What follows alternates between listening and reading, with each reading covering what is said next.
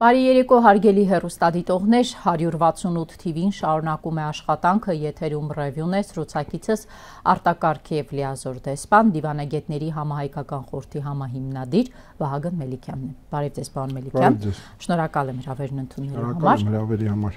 Պարոն Մելիքյան, հարցազրույցն ուզում եմ սկսել Հայաստան բռնի տեղահանված արցախցիների խնդրի վերաբերյալ Մարիա Զախարովայի հետևյալ ասածը վերլուծելով։ Ռուսաստանի արտաքին գործերի նախարարության խոսնակը այսօր հայտարարել է, որ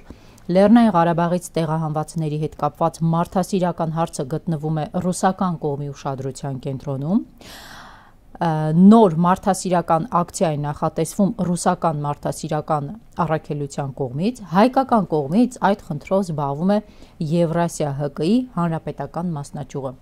Պարոն Մելիքյան, հարցս հետևյալն է. ինչ անենք, որ արցախցիների հարցը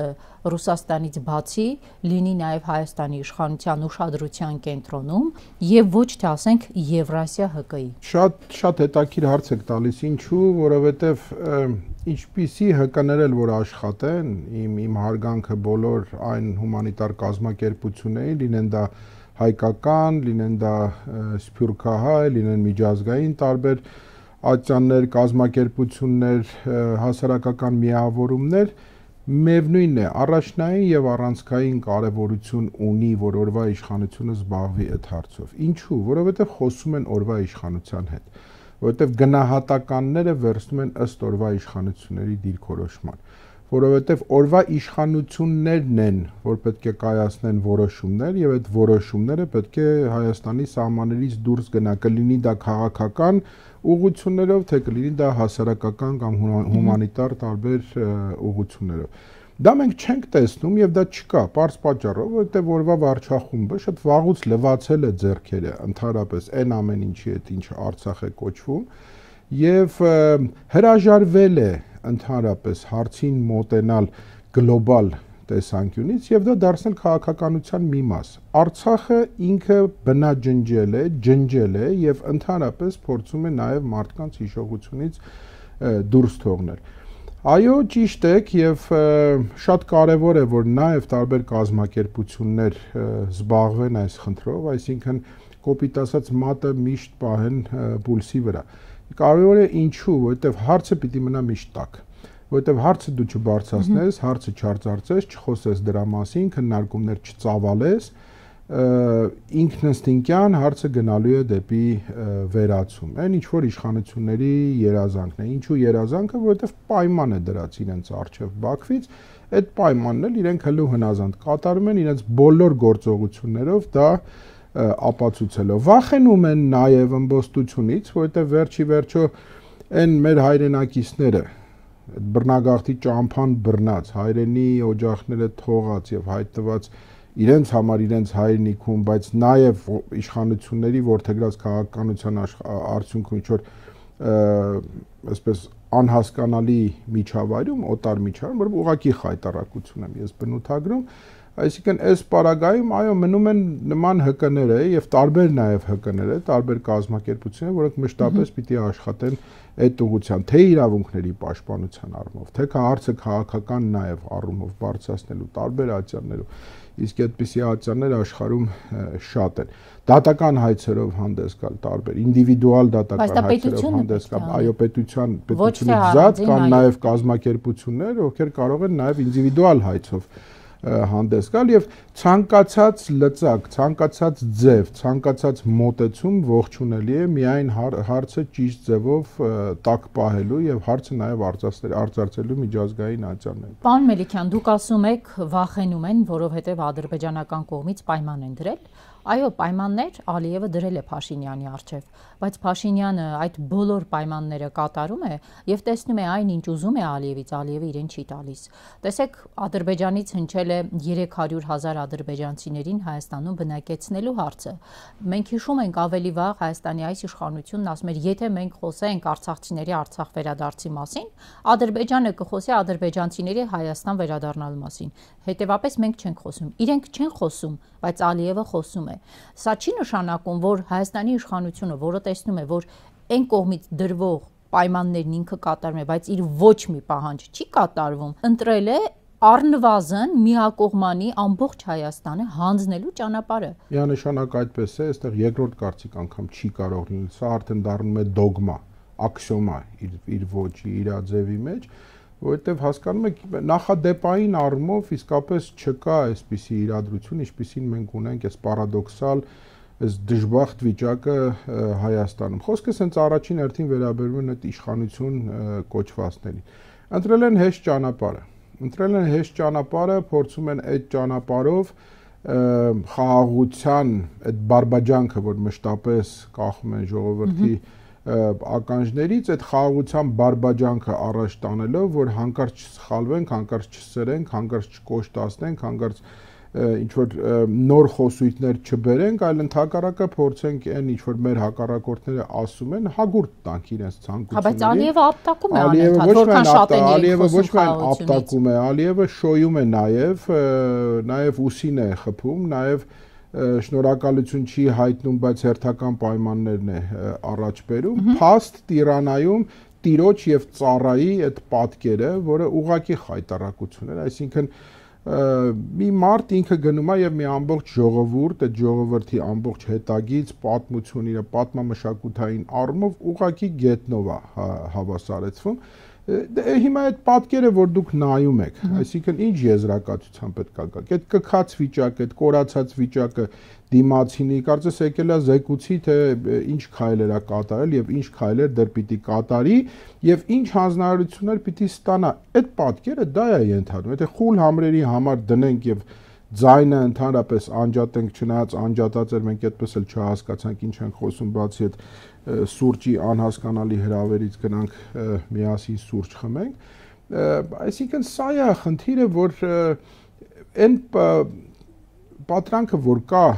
մարդկանց մոտ, որ չսրենք, որպեսի իրենք չսրեն, չբարձրացնենք արցախահայերի իրավունքներ, որպեսի իրենք էլ ադրբեջանցիների արծը չբարձրացնեն, դա որևէ ձևով Ալիևյան օրակարգը չի փոխելու, որովհետև իրանք դա գիտեն։ Նույն իշխանությունը դա գիտի։ Քանի անգամ ուրեմն պետքա հասկացնել, պետքա ասել, դրա մասին պետքա բարձրացնել։ Աղավնի, մենք սրա մասին շատ ենք խոսել։ Տեսեք, ամբողջ խնդիրը կայանում է նրանում, որ երբ որ դու խոսում ես, երբ որ մասնագիտական վերլուծություն ես ներկայացնում, եւ սա միայն դիվանագետներին չի վերաբերում, սա քաղաքագետներ են, վերլուծաբաններ են, գիտնականներ են վերջերս, ովքեր նաեւ տարածաշրջանային են տիրապետում, լինի Մերձավոր Արևելյան փոքր տարածաշրջանը, մեծ տարածաշրջանը, թուրքական ուղղությունը, ադրբեջանական ուղղությունը, իրանական ուղղությունը եւ այլն։ Երբ որ մարդիկ սրա մասին խոսում են, սրանց թվում է, որ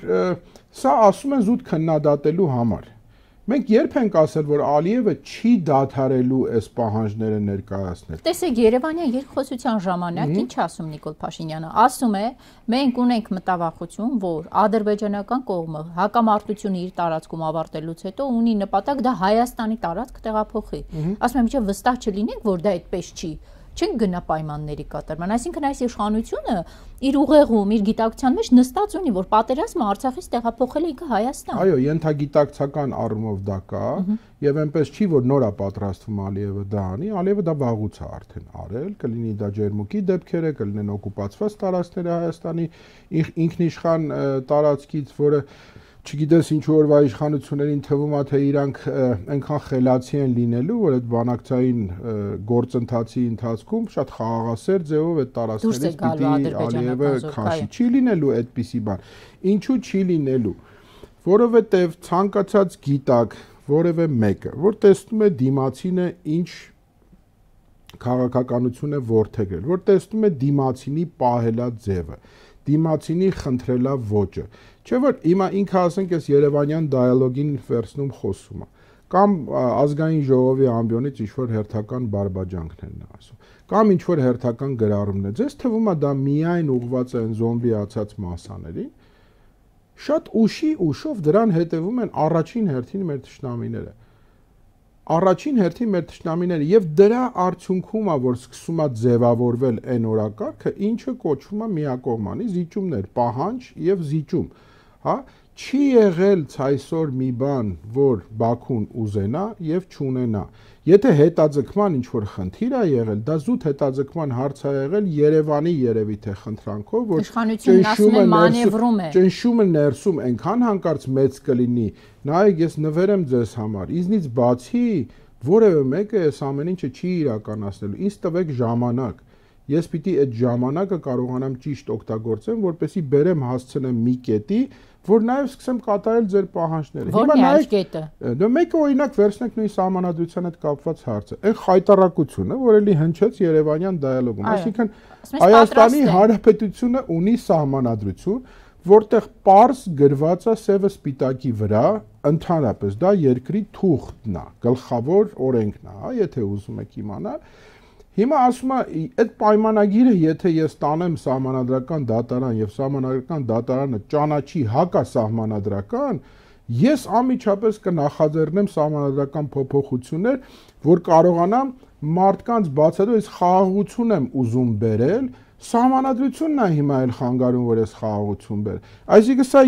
հերթական մտածված շղթան է լինելու, որ նայ ամեն դեպքում արի ստորագրենք այս թուղթը։ Ես կտանեմ, սահմանական դատարանը կմերժի, հետո ես կսկսեմ սահմանական փոփոխությունները, այն ինչ որ դու ուզում ես այս իրավիճակում, երբ որ իմ ռեյտինգը մոտենում է համարյա 0-ականին, ես ի նկատի ունեմ այդ 10%, այդ 10%-ը նույն 0-ականն է, որովհետև իշխանությունը, երբ որ ինքը նստած է ղեկին, ինքը արդեն 10%-ը իր գրպանում ունի։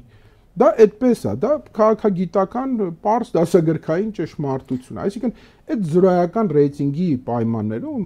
նա ասում է, որ ես չեմ կարող հիմա գնամ այդ փոփոխության, բայց եկեք մի հատ տվեք ինձ հնարավորություն, օրինակ դա այդ խաղաղության պայմանագիր կոչվածը, որին այդքան բաղձալի սպասում է։ Այո, թղթի կտոր ձեզ համար, Աղավնի ջան, ինձ համար, գրագետ, adekvat մարդկանց համար, բայց ոչ այն մարդկանց համար, ովքեր իսկապես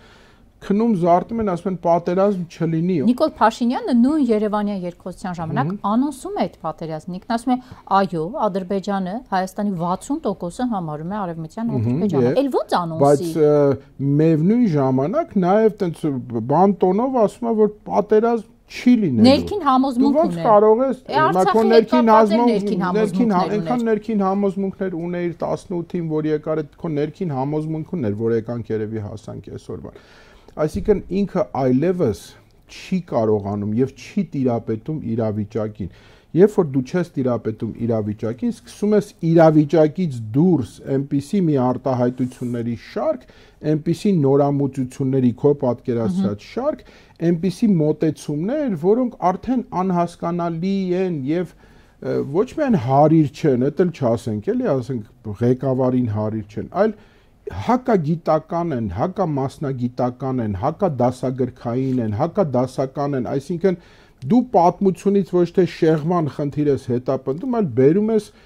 նիկոլական ինչ-որ մի հատ նոր գաղափարախոսություն եւ ուզում ես փաթաթես ժողովրդի վզին, որի համար դա ուղղակիորեն կեղծ օրակարգ է։ Դու այդ ժողովրդի արյունը պետքա փոխես ամբողջությամբ, որպեսզի կարողանաս կամած ներարկես այն հակահայկական գաղափարները, որ դու այսօր տարածում ես առավոտից մինչև երեկո լսարանը ասած իրական Հայաստանի համար հայ ժողովրդի արյունը պետք է։ Այո, միանշանակ, այստեղ երկրորդ կարծիք չկա, որովհետև չես կարող դա, գենետիկորեն դու չես կարող։ Ինքը գենետիկա է։ Չի կարող, պարզ պատճառով։ Արցախը հանձնել կարողացել է, մնացածն ինչու չի կարող։ Տեսեք, տեսականորեն որ վերցնես, միգուցե եւ ամեն ինչ հնարավոր է։ Այո, կարող է ստեղծվի մի հատ դիկտատորական այնպիսի մի ռեժիմ, որ ճարահացյալ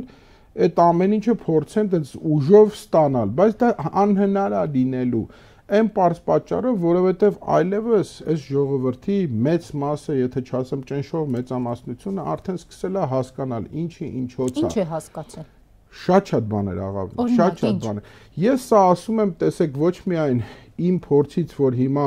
դեպքերի բերումով շատ ավելի շատ եմ շփվում տարբեր շրջանակների հետ։ Ինձ մեկ ասում են, դու ավելի երևանյան ես խոսում, եւ մի հատ դուրս արի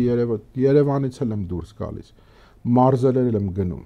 խոսում եմ մարդկանց հետ, ընդ որում տարբեր մարդկանց հետ, ընդ որում երդվյալ նիկոլականներից նախքին, որոնք այսօր նիկոլատյաց են դարձել։ արդեն։ Եվ պարզ իրենք կազմում են այդ նախադասությունը։ Միգուցե մասնագիտական այդպիսի վերլուծություններ բարձ ստորադասական չէ, բայց հասարակ այդ մարդիկ,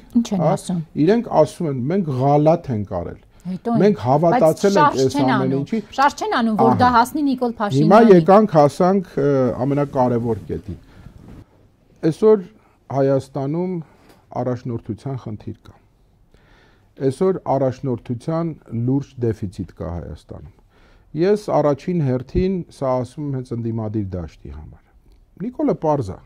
Իրենք իրենցը անում են, իրենց նեղ խմբակով, իրենց նեղ խմբակային շահերից ելնելով, երբեք էլ գլոբալ չեն մտածել, երբեք էլ տարածականի մեջ չեն մտածել, ամեն ինչը վերին աշճանի նեղայնացված է եւ ուղղակիորեն ծառայում է մեկ մարդու, այսպես ասենք, գոյատևմանը, հա։ Մյուս դաշտը, ի նկատի ունեմ ընդդիմադիր դաշտ, եւ այստեղ բնավ դասական ընդդիմադիր կեցվածքով կուսակցությունների մասին միայն չի գնում խոսքը։ Շատ հասարակ մարդիկ կան, հասկանում եք, տասնյակ հազարներով մարդիկ կան, եւ ես չեմ զլանում այս թիվը արտաբերեմ, բայց այդ մարդիկ իրենք առաջնորդ չեն կարող լինել, հասկանալի պատճառներով, որովհետեւ նախ A չունեն երբևիցե նման փորձ, B իրենք մշտապես եղել են աջակից այս կամ այն տարբեր շարժումներին։ Հիմա առաջ են եկել նոր դեմքեր, ոչ քաղաքական, սովորական մարդկանց։ Հետևեք թեկուզ ինչքան էլ որ բան չլինի, ինքը տենց օրենքի պարտադրող ուժ ունեցող որևէ բան չի, բայց շատ հետաքրքիր մի շարժում է զուգահեռ գնում, որ միգուցե շատ մարդիկ չեն հետևել կամ չեն նայել, պարզապես ուղղակի խորհուրդ կտամ։ Ամենօրյա ռեժիմով հետևեք, նույն չեմ վստահում շարժմանը։ Սրանք երիտասարդ,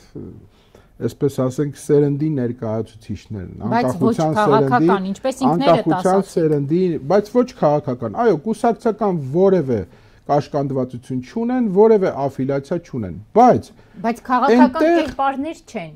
Որևէ նշանակություն չունի։ Ես տրամադրությունների մասին եմ ուզում խոսել, Աղավնի ջան։ Այդ տրամադրությունները հավաքող, մեկտեղող է պետք։ Դա շատ, այո, շատ ճիշտ է։ Հիմա բայց պետք է լինի նաև քաղաքական կերպարը։ Այդ process-ը պիտի լինի։ Ինձ ամենահետաքրքիրը այս process-ում գիտեք ինչն է։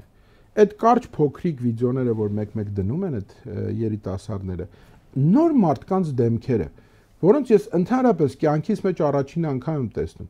Իրենց արտաբերած խոսքը, կարճ լակոնիկ, բայց շատ կարևոր եւ շատ թիրախային։ Եվ այսպիսի մարդիկ շատ են։ Այսպիսի մարդիկ միայն Երևանում չէ, 10,000 հազարապատիկ են շատ։ Իրենք իրավիճակ կփոխեն միայն այն պարագայում, երբ որ լինի հստակ առաջնորդություն, երբ որ լինի համախմբվածություն, հաստատ այդ մարդիկ կանգնող են։ Իրավիճակը փոխող, այսինքն քաղաքական միավորներն են, քաղաքական գործիչներն են, քաղաքական միավորները։ Իրավիճակը փոխողը միշտ եղել է ժողովուրդը։ 2018 ժողովրդին պետք է եղել առաջնորդողներ։ Եթե առաջնորդող դու չունեցար, այդ ժողովուրդը քաոտիկ որևիցե բանի չի հասնում։ Հիմա առաջնորդողը չպետք է լինի քաղաքական կերպար, պարոն Մելիքյան։ Առաջնորդողը կարող է չլինել քաղաքական կերպար։ Չի ձախողի։ Ես չեմ կարող, դուք եթե համարում եք, օրինակ վերցնենք, ասենք նույն Սրբազան պայքարը, ձախողման պատճառներից մեկը ասում էին, որ ինքը քաղաքական կերպար չէր։ Ես նախ սկսենք սրանից, որ ես չեմ ասում, որ Սրբազան պայքարը ձախողվել է։ Վերջնարդյունքը միշտ եկեք չշտապենք, միշտ փորձենք ավելի լայնախոհ լինել եւ ավելի առաջ նայել։ Վերջի վերջո ցանկացած նմանատիպ շարժում, երբ որ մի հովանոցի տակ հավաքում է այդքան հսկայական քանակությամբ քաղաքական միավորներ, ինդիվիդուալներ, մասնագիտական դաշտի ներկայացներ, հնարավոր չի, որ ինքը չանցնի որոշակի մաքրման կամ ֆիլտրացիոն մեխանիզմներով։ Ասեմ ինչու, որովհետև այնտեղ նստած են եղել կամ հավաքված են եղել մարդիկ, որոնք արմատապես տրամագծորեն տարբեր կեցվածքներ են ունեցել Հայաստանի տեսլականի, կարծեմ ամեն մեկը շարունակում է իր գործունեությունը։ Ես կարծում եմ, որ հեռացել են եւ ով որ հեռացել է, ով որ գտել է, որ Սրբազան պայքարը կամ Սրբազան շարժումը ձախողված է, ուրեմն ինքն էլ է ձախողվել, լինելով այդ շարժման կողքին, ուրեմն բոլորն են ձախողվել։ Ես չեմ համարում, որ Սրբազան պայքարը ձախողվել է, ես համարում եմ, որ տրանսֆորմացիայի որոշակի փուլ է անցնում եւ շարունակում է անցնել սրբազան պայքար շարժումը եւ բոլոր մասնակիցները, եսի նկատի չունեմ նույն քաղաքական դեմքերին, որովհետեւ հնդածս մենք բոլորս տեսանք, թե ինչպիսի զարգացումներ են եղել։ Հիմա, եթե այնտեղ հավաքվածների գերնպատակը օրվա իշխանություններից 1 օր առաջ ազատվելն է, ուրեմն իրենք կանգնում են միջև վերջ։ Եթե գերնպատակը այն է, որ այդ բեմի վրա ունենան տեղ եւ ունենան խոսելու իրավունք, դա ուրիշ խնդիր է, ավելորդ կանգնում են միջև վերջ, միջև պայքարը իր հաղթական ավարտը կունենա։ Բագրատ Սրբազանը կանգնեց միջև վերջ։ Բագրատ Սրբազանը միջև հիմա էլ կանգնած է եւ այդ միջև վերջ կանգնելը նախ շատ հարաբերական հասկացություն է ասում։ Երբ որ դիմացդ կա իշխանություն, որը իր իսկ համակարգացիների վրա պատրաստ է ռումբ նետել եւ կրակել, այստեղ խնդիր կա։ Այստեղ խնդիր կա եւ ամեն մի արկածախնդիր մոտեցումը շատ ավելի մոտեցնելու է այդ սարսափելի վիճակը, երբ որ արյուն կթափվի։ Իսկ մենք պարզ տեսել ենք, չէ, Բաղրամյան պողոտայում ինչա կատարվել։ Այսինքն այսօրվա իշխանությունները պատրաստ են եղել նաեւ այդ արյունը թափելու, միայն կանգնեցնեն, միայն չեզոքացնեն, միայն ոչնչացնեն այս շարժումը նախաձեռնելուց առաջ էր անգամ հայտնի, որ Փաշինյանը ամեն ինչի կգնա իշխանություն պահելու համար։ Հիմա էլ ամեն ինչի կգնա։ Դրա համար պետք է ինչ անենք, ձեռքներս ծալած նստենք։ Հիմա ձեռքները ծալած նստած վիճակ չէ, որովհետև հիմա ամբողջ եւ խորհրդարանական ընդդիմությունը եւ արտախորհրդարանական ընդդիմությունը, պարոն Մելիքյան, հիմա շատ սուր քննադատվում է ոչինչ չանելու համար։ Ասում են, որ չկա եռացող փողոց։ Ինչ է, սպասում եք Փաշինյանը հերթական անգամ գնա Տավուշ, ասի տարածք եմ հանձնում, նոր ինչ որ մի բան տեղի ունենա։ Ոչ թե տրիգերի հարց կա, հա, հրձիքի հարց կա այստեղ, այլ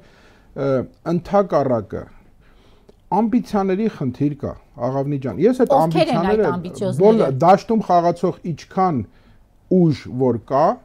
դասական կլինեն, ոչ դասական կլինեն, բնականաբար ցանկացած քաղաքական միավոր, ցանկացած քաղաքական ուժ իր ամբիցիաները պիտի ունենա։ Բայց այդ ամբիցիաները կարող են X պահի չքայլեն մյուս քաղաքական ուժի ամբիցիայի հետ եւ հակառակը։ Այսինքն միջև հիմա նույն վիճակն է, պարոն Մելիքյան։ Անկամ Սրբազանը չկարողացավ այդ ամբիցիոզ մարդկանց ասել ամբիցիաները դրեք մի կողմ եւ փաստորեն միջև հիմա մեր ներքաղաքական դաշտում ամբիցիայի կռիվ է։ Ես համարում եմ, որ ոչ թե Սրբազանը չկարողացավ, ինքը լավագույնս արեց, որպեսզի այդ ամբիցիաները դրվեն մի կողմ, ցավալիորեն այդ ամբիցիաները շարունակվեցին։ Հիմա ես որի օր անգամ էլի պիտի կրկնեմ այն գաղափարը, որ կներեք 1000 անգամ իհարկե ինքս եմ առաջի անգամ այսպես բերել հասարակական խոսույթ, այդ դրոշների իջեցման խնդիրը։ Եթե այսօր քաղաքական դաշտում հիմնական խաղացողները, միջին խաղացողները, փոքր խաղացողները, այն դեռ եկող նորելուկները, ովքեր հիմա ինչ որ խմորում կա, չէ, որոշակի ինչ որ նոր միավորներ են առաջ փորձում բերել կամ առաջ են գալիս էլի նույն ամբիցիաներից որոշակի ելներով, լավ է, թող գան, եթե առողջ նորմալ գաղափարներով մարդիկ կան եւ բերելու են ազգային օրակարգ, ճիշտ ծրագիր, քավ լիցի, որևէ մեկը դրա դեմ չի կանգնի, բայց այդ խոսքը նորից ու նորից պիտի կրկնեմ, կուսակցական դրոշները պիտի իջեցվեն առժամանակ, պիտի պայմանավորվածություն լինի, մորատորիում հայտարարվի այդ նույն ամբիցիաները մի կողմ դնելու, համախմբվելու, երբ որ համախմբվում են եւ սահմանում են գերնպատակին հասնելու ռազմավարությունն ու մարտավարությունը շատ արագ կարողանում են կառուցել եւ դնել սեղանին եւ այդ ճանապարհին գործնականին անցնենք։ Եկեք տեսականից անցնենք գործնականին։ Բոլորը այս տաղավարում ասում են, որ այո, ժամանակն է, որպեսզի ամբիցիաները դնեն մի կողմ, դրոշները դնեն մի կողմ, համախմբվեն։ Հիմա գործնականում երկու օրինակի վրա եկեք ցույց տանք։ Երբ Հանրապետության երկրորդ նախագահ Ռոբերտ Քոչարյանը հարցազրույց է տալիս եւ ասում, որ այո, ես եմ այն մարդը, որը կարող է գալ եւ լինել այդ հարցերը լուծողը։ Սա դրոշը դնելու, ամբիցիաները մի կողմ դնելու մասին է, թե ոչ։ Սա կարծիք է առաջնորդի, քաղաքական միավորի առաջնորդի, որը իդեպ ներկայացված է նաև խորհրդարանում, այսինքն խորհրդարանական ընդդիմության առաջնորդի կարծիք է, որ լրիվ կյանքի իրավունք ունի։ Եթե վաղը մյուս օր ինչ որ մեկը կհայտարարի, որ չէ, Ռոբերտ Քոչարյանը չի այդ մարդը, ով որ կարող է, այլ ես եմ այդ մարդը, որ կարող եմ, սա ուրիշ խնդիր է, սա քննարկման հարց է։ Հիմա եթե մի մարդ ինքը հավատում է նրան, որ ինքը կկարողանա ճգնաժամային այս իրավիճակում դուրս բերել երկիրը, ինչ խնդիր կա դրա մեջ, մեկը կարող է ինձ ասի։ Ունի Ռոբերտ Քոչարյանը ունի։ Սա երկրորդ նախագահի ամբիցիաների մասին է խոսում, սա դրոշը դնել է թե ոչ։ Եվ ուզում եմ համեմատություն անենք, երբ հանրապետության երրորդ նախագահն ասում է, որ ես չեմ պատրաստվում իշխանության ղեկին նստել, երբ երրորդ նախագահն ասում է, որ իրենց թիմը հանգիստ կարող է նաև Ռոբերտ Քոչարյանին ընտրել որպես վարչապետի թեկնածու, սա դրոշները իջացնել է, ամբիցիաների ցուցադրություն է թե ոչ։ Ուզում եմ համեմատենք, որտեղ ամենաշատ այս երկու կերպարն են քննարկվում։ Բնականաբար, որովհետև ամբողջ դաշտը հենց սևեռված է երկու կերպարի վրա, այս երկուսից ով է ամբիցիաների զոհ դառնում։ Երկու շատ կարևոր կերպարների վրա, ովքեր նոր անկախ Հայաստանի կայացման մեջ հսկայական ավանդ եւ հսկայական ներդրում ունեն։ Եթե կա այս երկրում մեկը, որ կգա ինձ հակառակը, կապացուցի, չի կարող այդպիսի բան անել։ Երկուսի օրոք էլ մենք ունեցել ենք հաջողություններ, երկուսի օրոք էլ մենք ունեցել ենք հաղթանակներ։ Երկուսի օրոք էլ մենք ունեցել ենք ստատուս քվո։ Սա շատ պարզ է եւ երկրորդ կարծիք այստեղ չկա։ Հիմա եթե շերտավորմամբ իջնում եք ներքև, թե տարբեր խավերի մեջ գործարար աշխարհ կլինի, մնացած տնտեսական, չգիտեմ, օլիգարխներ կլինեն, այս կլինեն, այն կլինեն, ինչեր են եղել։ Ներողություն եմ խնդրում, դուք նայեք աշխարհի քարտեզին, տեսեք այդ աշխարհի քարտեզի վրա եղող այսօր զարգացած ամենազարգացած պետությունները ինչ ճանապարհ են անցել։ Այդ օլիգարխիկ այդ ամեն ինչը մանկապարտեզ ձեզ կթվա։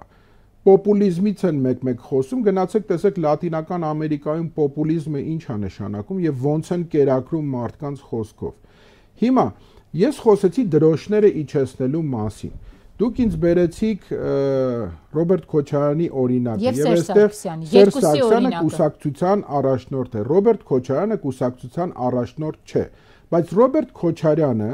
երբ որ արտաբերում է այդ նախադասությունը, որ ես հավատում եմ, որ ես կարող եմ, ինչու է սա ասում, որովհետև ճգնաժամային իրավիճակներով անցած գործիչ է եւ ճգնաժամային իրավիճակները manage արած գործիչ է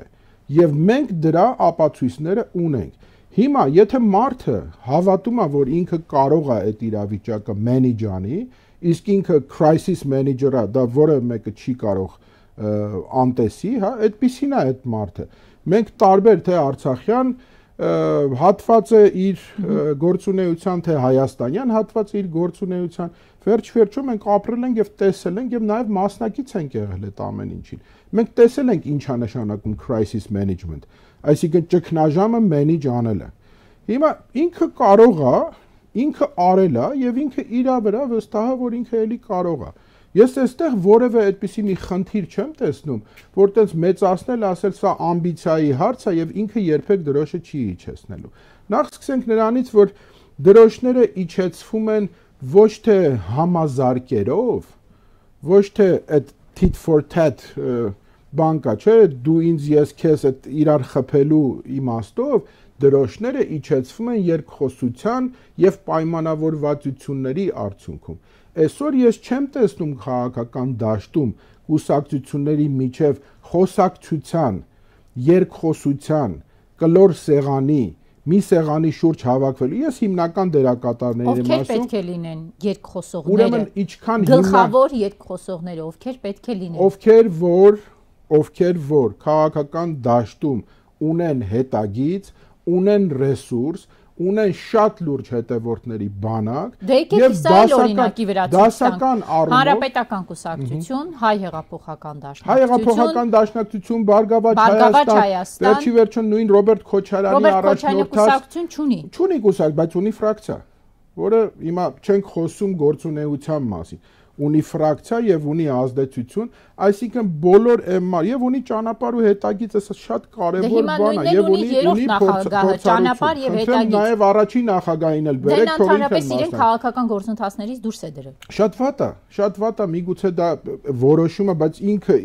կա, չէ, գոյություն ունի եւ գոյություն ունեն իր իսկ ղեկավարած կամ առաջնորդած կուսակցության ներկայացուցիչները բարձրագույն, թող իրենք լինեն եւ մասնակցեն։ Դուք վստահաբար լսել եք, որ տարբեր կողմերից կա քննադատություն, որ քաղաքական համակարգը այս վիճակում է, որովհետև կան երկու առանցքային խաղացողներ՝ Ռոբերտ Քոչարյան, Սերժ Սարգսյան իր թիմով։ Եթե այս մարդիկ իրենց թիմերով չլինեն, մենք կունենանք բոլորովին այլ քաղաքական կառուցվածք, որը կհակադրվի Փաշինյանական իշխանությանը։ Ես հարցը դրա համար տվեցի։ Հիմա եթե այս մարդիկ դրոշների իջեցնում են, գնում են իրենց տուն, մենք փոխում ենք քաղաքական համակարգի կառուցվածքը։ Ներողություն, եկեք չաղավաղենք իմ խոսքը, Աղավնի ջան։ Ես չեմ ասել դրոշները իջեցնեն գնան տուն։ Դրոշները իջեցնեն, երկխոսեն։ Դրոշները իջեցնեն, համախմբվեն, մի հովանոցի տակ ընդունեն բոլորի համար մեկ ու միայն մեկ գերնպատակ եւ այդ գերնպատակի համար քաղաքական առաջնահերթ իրենց համար, որտեղ ցանկացած քաղաքական կուսակցություն ցկտում է իշխանության, այլապես ինքը սխալ է իր գործունեությունը։ Ասում եք սխալ է, բայց տեսեք հիմա Ռոբերտ Քոչարյանն ինչ են ասում, ասում են մենք տարանջատման սկզբունքով։ Դուք խոսում եք համախմբման մասին։ Մեկ գաղափարի շուրջ համախմբելու իրենք ասում են գնում ենք տարանջատման սկզբունքով։ Ռոբերտ Քոչարյանը տարանջատման սկզբունքով գնալուց զատ էլ ասաց, որ ինքը չի բացառի, որ վաղը կոալիցիայի սկզբունքով քայլեն առաջ։ Սա էլ է հնչել իր շուրթերից, հասկանում եք։ Եկեք չկտրենք այդ խոսքերը, բայց ես շատ ընդհանուր գաղափարախոսությունն եմ ասում։ Ես երբ որ ասում եմ դրոշները իջեցնել, Քավլիցի բացարձակապես միտում չկա, որ հանկարծ գնան իրենք տուն։ Սրա մասին խոսքը չի գնում։ Գնում է խոսքը նրա մասին, որ այն կուսակցական ամբիցիաները, որոնք կան եւ պետք է լինեն, որովհետեւ եթե դու դասական առումով կուսակցություն ես, բնականաբար պիտի այդ ամբիցիաները ունենաս, ձգտես իշխանության եւ իշխանության գալով իրականացնես քո ծրագիրը։ Հիմա ծրագրային իմաստով ես չեմ տեսնում տարբեր կուսակցությունների կողմից, թե ինչ են իրենք այս ժողովրդին մատուցելու։ Այս քաոտիկ իրավիճակում այդ դասավորումները, վերադասավորումները, վերաձևակերպումները դեռ պետք է լինեն։ Սա միայն ու միայն մենք ասում ենք Նիկոլը երկիր է հանձնում, մեկ էլ Նիկոլ Փաշինյանի իշխանության 6-րդ տարում, թե 7-րդ, մենք ասում ենք դեռ պետք է լինեն։ Որովհետեւ ես ցավում եմ դրա համար, ես չեմ ասում, որ դա մեր լավ օրից է։ Օր առաջ, վարկյան առաջ այդ խժդժությունները, այդ իրար նկատմամբ այդ ցեղ շպրտոցները կանգնեն, օր առաջ կշահեն բոլորը։ Իհարկե ցանկալի է, որ այդպեսին լինի, բայց ես չեմ, որ այդ իրավիճակը պիտի փոխեմ։ Պարզ պատճառը, որովհետև ինքս քաղաքական ֆիգուր չեմ, ես քաղաքական գործիչ չեմ, ոչ էլ քաղաքական կուսակցության ներկայացուցիչ չեմ կամ առաջնորդող եմ, որպեսզի կարողանամ նաև իմ ձայնը բարձրացնել այս իմաստով։ Բայց գնահատականի առումով, երբ որ դուք ինձ հարցնում եք, ես ասում եմ, ես այսպես եմ տեսնում ճանապարհը։ Ուրիշ ճանապարհ պարզապես չկա։ Տարանջատումը դա դեռ չի նշանակում իրարից հեռացում եւ իրար դեմ պայքար, թշնամական պայքար, բացարձակապես։ Տարանջատումը նշանակում է, որ իրանք գնում են տարբեր թրաքերով, տարբեր ճանապարհներով, բայց դա չի բացառում, որ X պահի այդ միավորումը պիտի լինի, եթե նպատակը արդար է եւ եթե նպատակը մաքուր է։ Նպատակը ըստ իս ոչ թե այստեղ իշխանության գալն է, այլ նպատակը փոխելն է, օրվա վարչախմբին հեռացնելն է։ Սա պիտի լինի գերնպատակը, ոչ թե ձգտումը դեպի աթոռ, ձգտումը դեպի լծակներ, ձգտումը դեպի իշխանություն։ Ես շատ լավ եմ հասկանում, իշխանությունը շատ քաղցր բան է, ինքս էլ եղել եմ դրա մեջ, ես շատ լավ գիտեմ դա ինչ է նշանակում, բայց դա չի աշխատելու այլևս։ Եթե կան մարդիկ, որ մտածում են դեռ խորքում, հեսա կգանք եւ էլ հին վիճակներին նորից վերադարձնել կլինի, չի լինելու, Աղավնի ջան, պարզապես չի լինելու։ Ինչու, որովհետև այդ հին վիճակի վերադարձի այդ միտումն է, որ բերել է նաև հասցրել է այսօր, սրա մասին է խնդիրը։ Իսկ դրանից հրաշալի օգտվում է իշխանությունը։ Ինքը լինելով տագետ ընդհանրապես ամեն ինչում, ինքը կարողանում է մաստեր կլաս անի այդ մանիպուլյացիաներով եւ այս իրավիճակը այնպիսին ստեղծի, որպեսի մյուսը մտածի, որ ինքն է ավելի նիկոլական, մյուս ընդդիմությունն էլ մտածի, չէ, մյուսն է ավելի նիկոլական դիրքերից հանդես գալիս։ Բայց իրականության ես հավատում եմ, ես իրականության մեջ ես իսկապես հավատում եմ, որ բոլորն էլ ուզում են, որ այս իշխանությունը օր առաջ հեռանա։ Ուզում են, բայց չի ստացվում։ Պարզապես ձևերը, ճանապարհային քարտեզները եւ մոտեցումներն են տարբեր։ Հիմա այդ մոտեցումները չեն մոտենում իրար։ Ուրեմն ներողություն եմ։ Քանի տարի արդեն։ Ինչու չեն մոտենում, Աղավնի ջան։ Նշանակում է նպատակներն ազնիվ չեն։ Ես չեմ կարող ասել։ Ես ուրիշների փոխարեն երբեք չեմ կարող ասել։ Ես նորից եմ ասում, այդ եթե ապան շատ հստակ եմ ասում։ Եթե նպատակը ազնիվ է եւ նպատակը մաքուր է, նպատակը մեկն է, այս իշխանություններից ազատվելը եւ օր առաջ ազատվելը, ապա միշտ կգտնվեն ճանապարհներ երկխոսելու, հասկանալու։ Ձեզ լսող քաղաքացին կարող անել եզրակացություն, որ միջև հիմա ուրեմն նպատակ ազնիվ չի եղել, որ երկխոսելու տարբերակները գտնված չեն։ Ինձ լսելով քաղաքացին թողանի իր եզրակացությունը, ես ունեմ իմ եզրակացությունները եւ իմ եզրակացությունները մշտապես պատրաստ եմ պաշտպանել։ Իմ եզրակացությունը մեկն է. ազնիվ է նպատակը, մեկն է նպատակը, գեր նպատակ է, նպատակների նպատակ է իշխանությունից ազատվելը օր առաջ։ Ուրեմն կգտնվեն ճանապարհներ խոսելու, պայմանավորվելու եւ համաձայնության գալու։ Չեն լինի ուրեմն ճանապարհները, ուրեմն նպատակը ազնիվ չի։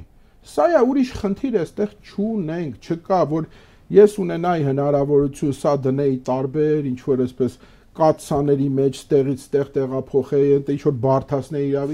իրավիճակը բացարձակապես բարդ չի։ Շատ հասարակ եւ տրիվիալ իրավիճակ է։ Այս տրիվիալ իրավիճակում սահմանում ես խաղի կանոններ,